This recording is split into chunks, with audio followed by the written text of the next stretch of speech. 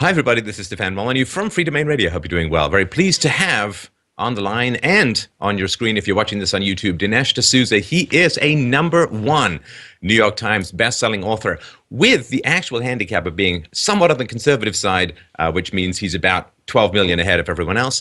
And he's the creator of Hillary's America, The Secret History of the Democratic Party, which is the top grossing documentary of 2016. It's in theaters now, and we're going to put the links to this below, DineshD'Souza.com and Hillary's America, the movie.com. Thank you so much, Dinesh, for taking the time today.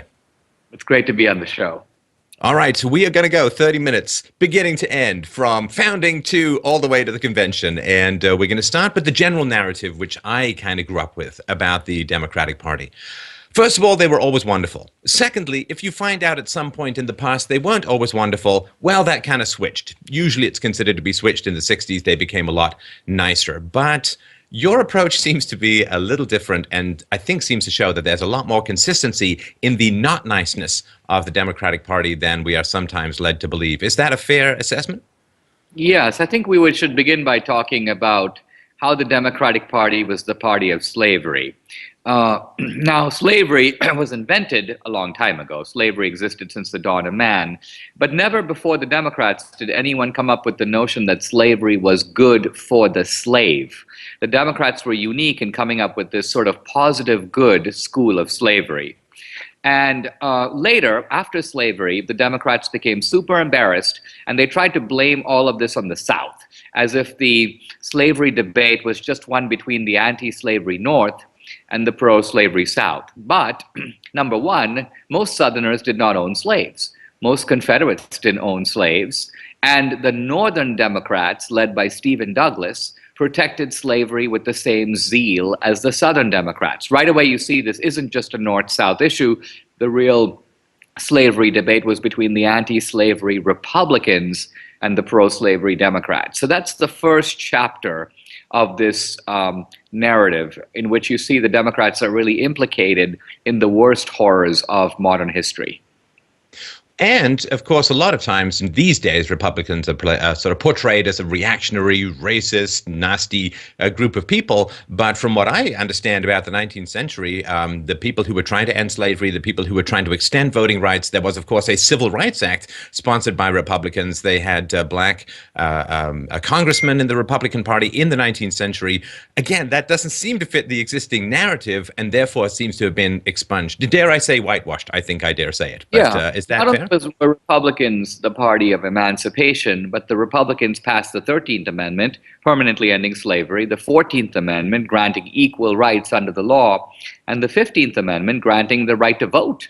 Now, amazingly, the Democrats opposed these amendments. They opposed the 14th Amendment. Every single Democrat in the Senate and the House voted against it.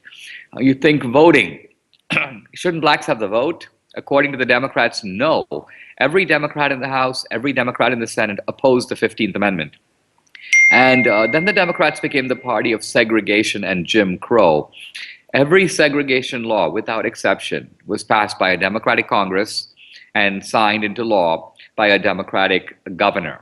There's as I say, no exception to that rule. And finally, the Democrats were deeply entangled with the Ku Klux Klan. They founded the Klan.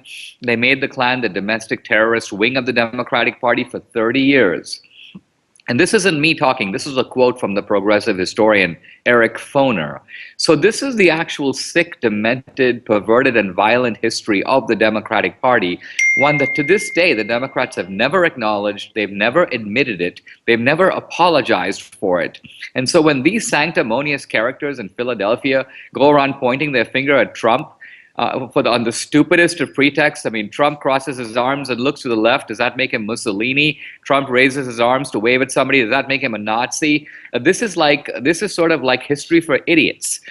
These things like racism, fascism, white supremacy, they have real meanings, and the Democratic Party has a lot to answer for in all these areas.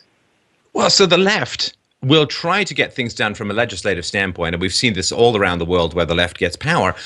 or tries to get power. So they'll try to get things from a legislative standpoint. But as we see from sort of putting their finger on the Democratic scale by importing people who are going to vote Democrat, by getting very activist judges to get legislation across that they can't or won't bring to the American people, there does seem to be this approach that if we can't get what we want through democracy, we're going to try and get it through some other way. And of course, a lot of the Democrats didn't want blacks voting, and part of the KKK, the genesis of the KKK, wasn't it partly to keep blacks from showing up at the poll booth?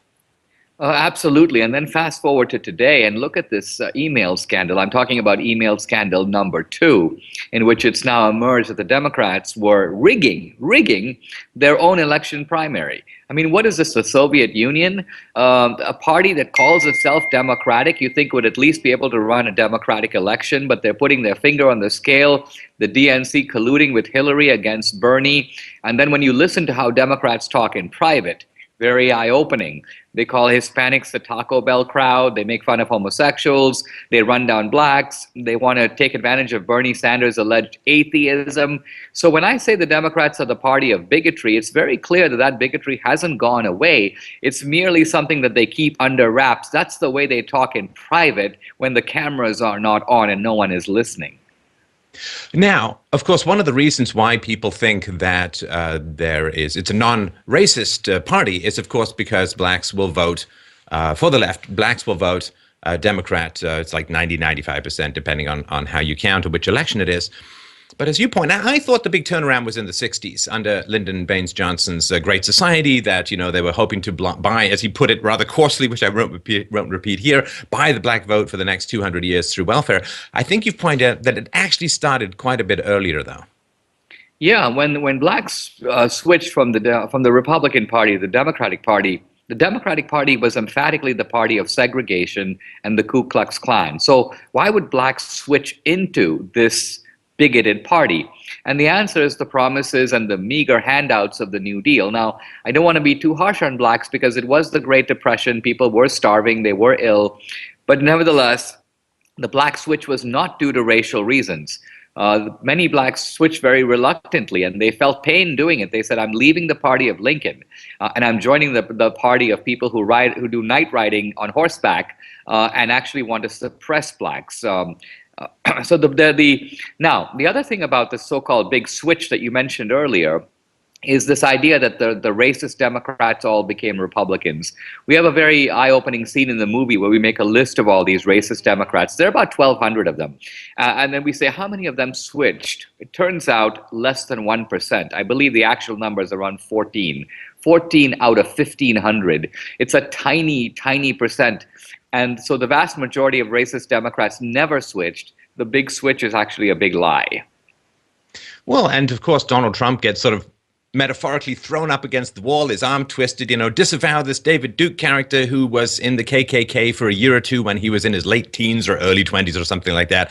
Donald Trump can barely remember the guy, if he even remembers him at all. On the other hand, of course, there are direct mentors of Hillary Clinton who were in the KKK for a lot longer than David Duke, and the media never seems to press her around disavowal or any of the racist legacy that might have transferred down that mentoring line. Look at the way that the Republican Party has treated David Duke versus the Democratic Party treating someone like Robert Byrd. So the Republicans repudiated Duke. He's a controversial figure. They wanted to throw him out of the Republican Party from the beginning. Robert Byrd was a hero in the Democratic Party, even though it was well known that he had spent a good deal of his career in the Klan, the Ku Klux Klan. Now, when Byrd died in the year 2010, not so long ago, Hillary Clinton said, he's my mentor. Bill Clinton and Obama actually went to Byrd's funeral. Obama didn't touch the topic of his Klan membership, but Bill Clinton did, and he said something very interesting. He said, well, you can't be too hard on Byrd for being in the Klan because you had to be in the Klan to advance in the Democratic Party. Think about that. You had to be in the Ku Klux Klan to advance in the Democratic Party. It's not well known that I'm no lawyer. I don't think that's a very strong defense myself. But. Right. In 1924, there was a resolution to condemn the Klan at the Democratic National Convention. It failed. The Democrats voted down the concept of condemning the Klan. Because why? Because the Klan was doing their dirty work for them. The Klan was going around terrorizing blacks, not just blacks, white Republicans. And this is how the Democrats were able to maintain white supremacy through much of the South. Right. There was, of course, a second wave, and I remember David Patrick Moynihan's famous report in the 1960s talking about the degree to which the welfare state would be undermining the black family. And, of course, everyone thought it was a terrible thing to say, and he was completely wrong. Tragically, of course, by the time everyone realized he was right, it seemed that the giant ball of social decay was in motion. But I think there was another round in the 60s that really decimated a lot of the black communities, created a lot of single mother households, and the attendant dependence upon the handouts from the state. Yeah, this in the movie, in Hillary's America, I call this the urban plantation. And it's actually remarkable how similar the urban plantation is to the old rural plantation. This is not just some kind of general analogy. Think of the ramshackle dwellings or slave quarters on the slave plantation. You can find those in inner city Oakland. Think about the amount of violence that's necessary to hold the place together because slavery was based on force. Similarly, today, cops have the toughest jobs in the inner city, just holding the place together. Think about the family breakdown on the old slave plantation where you could sell off kids.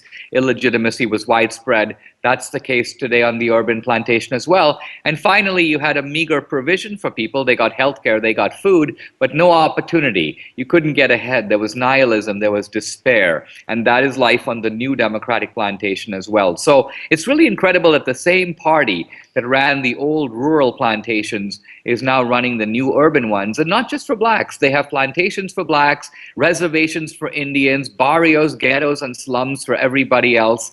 This is the terrible, sordid legacy of the Democratic Party. So when I see people who have done so much damage, strutting around like overseers, proudly congratulating themselves and patting themselves on the back, it's really a sight that's almost too much to behold. Well, of course, as you point out, they have significantly sort of walled off areas for certain groups of society and very well patrolled gated communities for themselves. It's sort of this Brazilian model where we're fine inside our enclave. And in a sense, as long as we continue to get political power by bribing people with pittances, we kind of don't care, in a sense, what happens outside the gates.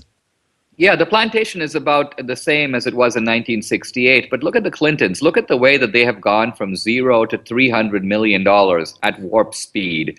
Now, these are people on a government salary. How do you accumulate that kind of cash, $3 billion in the foundation? How do you get that kind of money? They didn't invent the iPhone. They didn't start a business. They've done nothing really productive. They have figured out a way to cash in on public policy. So this precious resource that represents the aspirations of the American people, our domestic policy and our foreign policy, these two thugs, this Bonnie and Clyde operation has been renting it out to the highest bidder, selling off the Lincoln bedroom, taking pictures off the wall in the Oval Office while they were there, selling pardons to big-time criminal racketeers and felons. And so I don't really know, are these the people that we actually want to put in the Oval Office with the levers of power? It's almost terrifying to contemplate.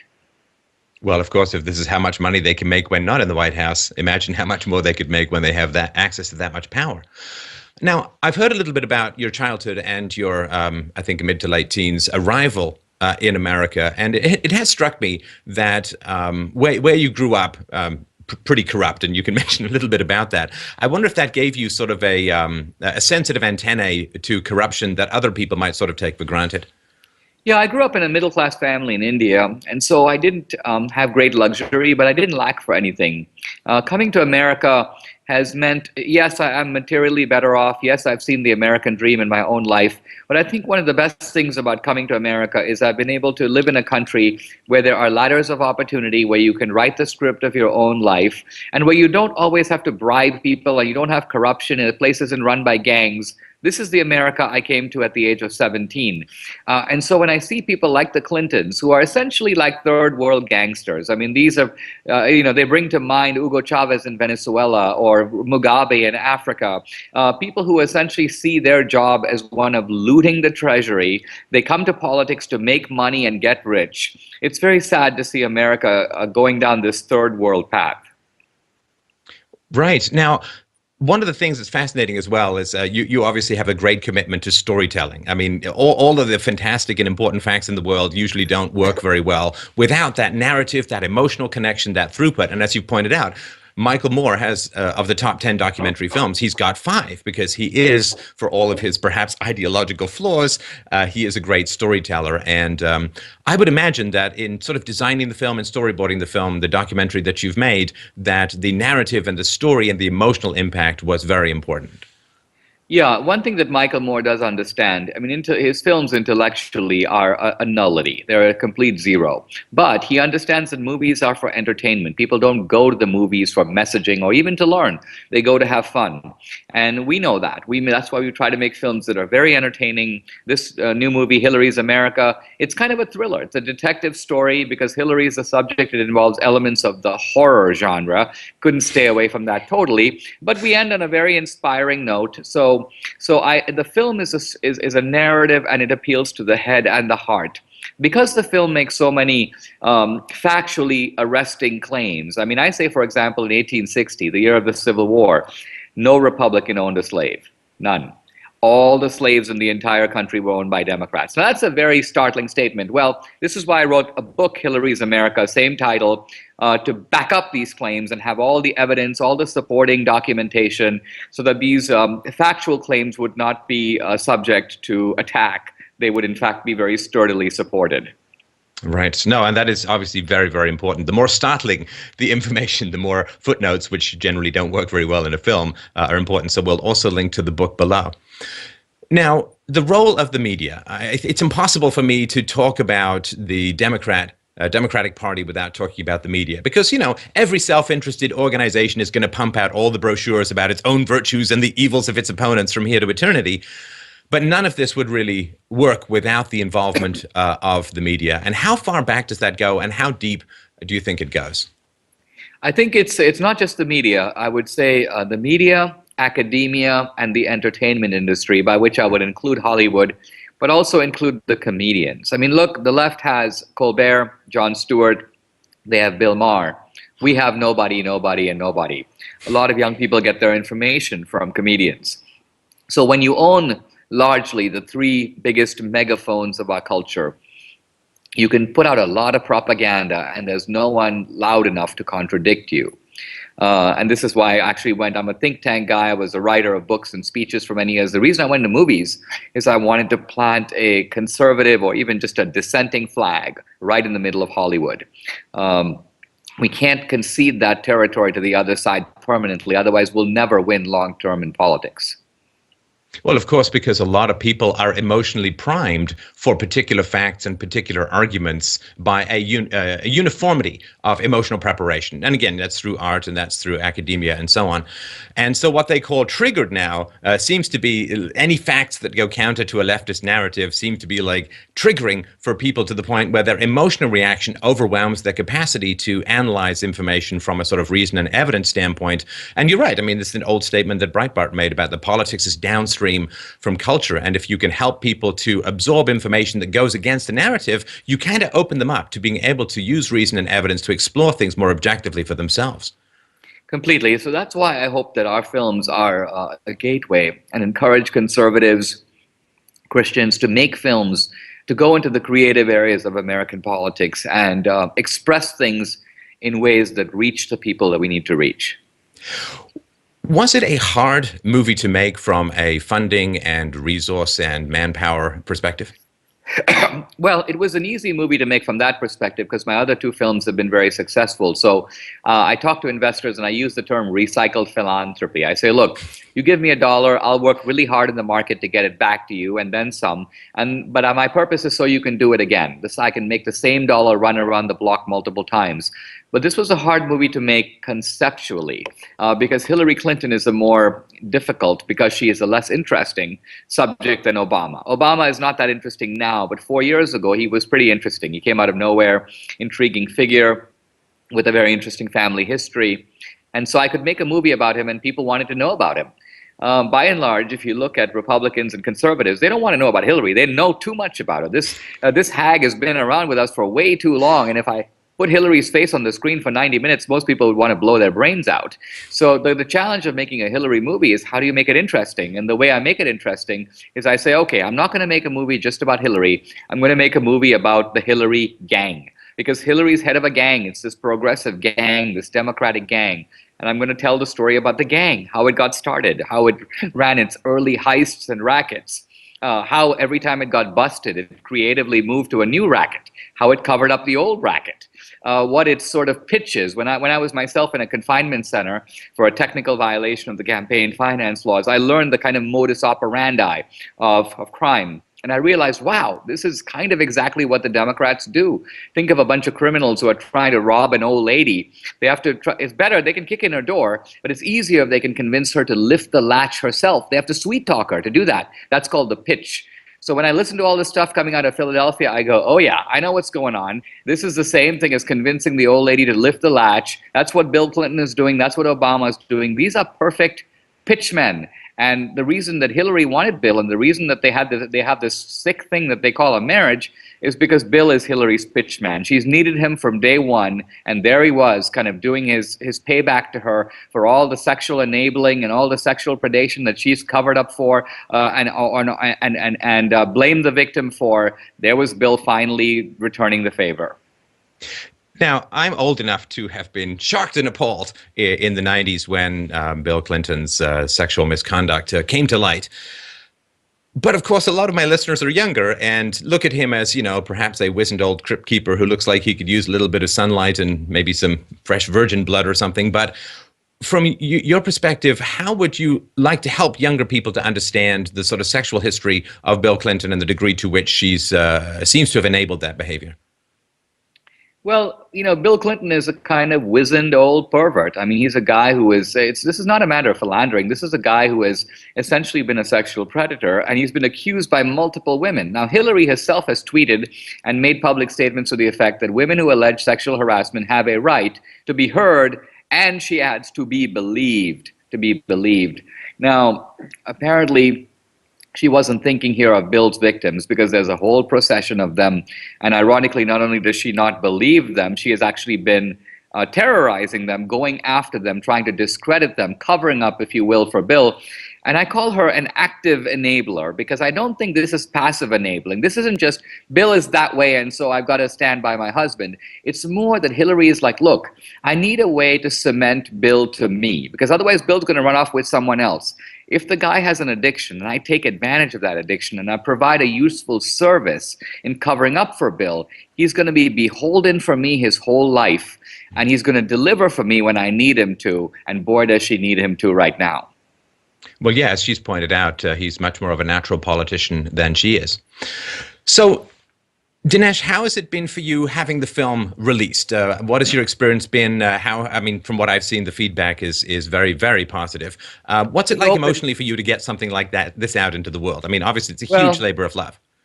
It is, it's exciting, it's tiring, it's a little exhausting at times, but at the end of the day, I think it's very well worth it, because the film reaches people and reaches them in such a powerful way. We opened the film in just 3 theaters, one in Dallas, one in Houston, one in Phoenix. We jammed those theaters. This enabled us to have a big national release in 1,200 theaters. Within 5 days, we propelled into the top 10 political documentaries of all time. So it's kind of cool. Michael Moore, I think you mentioned earlier, has 5 movies in the top 10. Well, he's made 15 to 20 movies. I now have 3 movies in the top 10, but I've only made 3. So we're giving the left a run for its money, I'm proud to say, and we're getting an important message out. Now, I wish that Trump and his buddies would see the movie. I wish the RNC would see the movie. I wish the super PACs would see the movie. They have the ability to get it out to people far more widely than I possibly can. So here's a very useful weapon in a very critical time in our country's history. And I hope that the people who can actually get it out there as widely as it needs to be gotten out there will do it. Well, I can tell you we have a lot of Trump supporters who watch this channel. So if anybody has pipeline through to the DJ, please remind them that Dinesh D'Souza has this fantastic film out. And of course, it's out as a book as well. DineshD'Souza.com, Hillary's America, themovie.com. Thank you so much for your time. Thank you so much for the efforts. And I really, really strongly urge people to go and consume this material. It really is a rude awakening for people who've been propagandized. And again, we look deeply in the past so we can control the future. And I think this puts people steadily in the helm against all the propaganda they've heard. And thank you so much for taking the time to make the film and for your time, of course, chatting today. I appreciate it. Thank you.